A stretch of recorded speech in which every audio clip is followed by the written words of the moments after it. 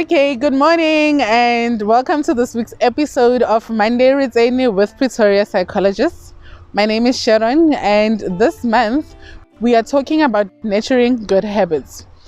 Now, last week Abuti Vuyani gave a very good outline on some of the things that we can do to nurture good habits.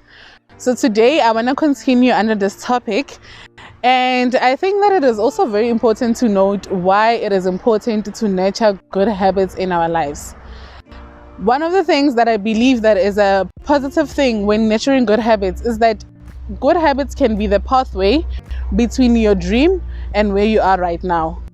Sometimes as individuals, we have a big vision or a big dream of what we want to become or where we want to get, but we don't necessarily know how to get there. Now, in nurturing and building good habits, that could be now the road that leads us to that big dream that we eventually want to reach. Hence, it becomes important that in our day-to-day lives, that we can continue doing those things that will get us there. Secondly, what I've realized that good habits can do for us is that they can prepare us for the next big thing that will happen in our lives. Now, I know that all of us desire growth and that none of us wants to be where they are right now forever. So the sooner you nurture good habits, then the better prepared you are for the next big break in your life. Now, if right now you are junior staff, or you are still in school, or you are still in a certain grade and you are aspiring to grow in that, learning good habits sooner rather than later will help you to be prepared when your breakthrough comes. Now, instead of having to learn those habits when you are now accomplished or in a big position, you can learn them now already, so that by the time you get there, it already comes naturally for you to just flow into that space. So I would also like to share with you some of the things or some of the tips that can help you maintain and nurture good habits. Now, first of all, it is important to realize that the good habits that you nurture, they must speak to your values as an individual. They need to speak to your talents, they need to speak to your time schedule. They also have to be relevant to your space. Making sure that these habits are relevant to the person that you are will help it become easier for you to maintain them. So for instance, certain people need to be having different habits because of the line of job that they are in, or the line of work, or the kind of career that they are pursuing. And because we live in a world with people, and people always wanting to give us advice or to comment on the things that we do, you might find sometimes people saying, "But why do you always do this? It doesn't make sense for you to do this. Oh, you are doing this too much. You are studying too much. You are not spending enough time going out with your friends." Or some might even criticize you to say that you are waking up too early, you are not resting, or this and that. While it is important and good to listen to people's advices, it is also important to tailor-make your habits to what you want to achieve. Criticism can be good, it can be constructive, but always remember that when people discourage you in the habits that you have built, that might be because they don't understand what you are working towards.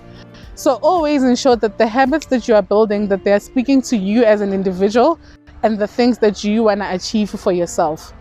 Don't allow discouragement to stand in your way of those habits, because once you break them, because in as much as we learn habits, we can also unlearn them.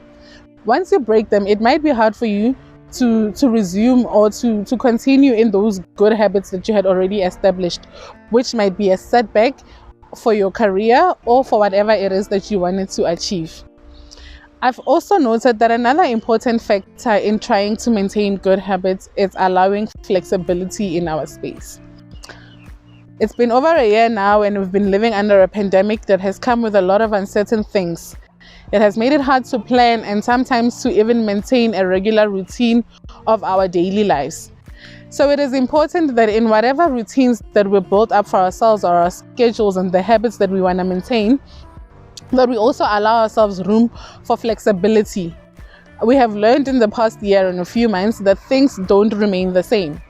Sometimes you could find that you're already in the habit of doing your exercises at the gym, and you have been paying your membership and it has been going well, but because now we are under lockdown, you find yourself in a position where that institution is closed, and now you need to resort to other means of still maintaining your goal or still sticking to that habit.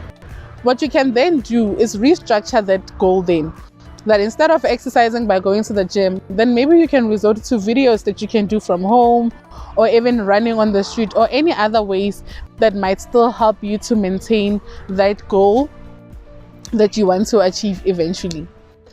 Flexibility will also help you so that you are not discouraged, or that you don't feel like you're a failure when you are no longer able to do things the way that you used to do them. For instance, most people now, when you go to school, you are used to learning in a classroom with a teacher and being able to engage physically with your learning environment. However, right now, a lot of things have been resorted to online learning, which requires a little bit more independence and isolation because of the times that we are living in. Being able to quickly adapt will help you to not break your habits too often because of the lack of motivation due to changes that are occurring. So I always encourage that, in as much as you want to maintain discipline and consistency in the habits that you have, but also allow yourself the freedom of flexibility, so that if you have to change, then it becomes easier for you to adapt into the new routine.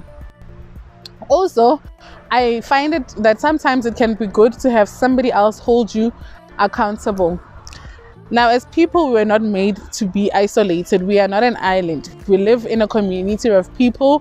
We have families and we have colleagues and those around us that can also be a good source of support towards whatever it is that we are working towards achieving. So I always say that have a friend or a mentor or somebody that can check in every now and then to say, how are you doing with that dissertation? Are you still putting in 2 hours every day like you committed? Or to even say, are you still exercising? Maybe if you have an exercise mate, or if you have made a decision that you want to live a healthier lifestyle, a coach or somebody that can not necessarily hold your hand all the time, but that can be a source of support to help you make sure that you are still maintaining the things that you said you were going to do. Now, they say that it takes 21 days to build a habit. As much as we can build habits, we must also learn that it is so much easier to break them. So let us always be intentional towards working hard to sustaining them, so that we don't find ourselves going back and forth in the same thing because of lack of consistency. And this does not say that you are not allowed to be discouraged, or you are not allowed to feel bad sometimes, or not to always have energy to do what you want to do. But then again, this life, we must do our best to show up and to do the best that we can under the circumstances that life presents to us. So I do encourage you to keep on doing your best to nurture good habits, because good habits can contribute so much to the success that we want to reach. So thank you so much for watching today's episode. And if you do want to check out the previous episode on nurturing good habits, please do so. You will find the link on the screen. And also stay tuned for next week's episode. Have a great week.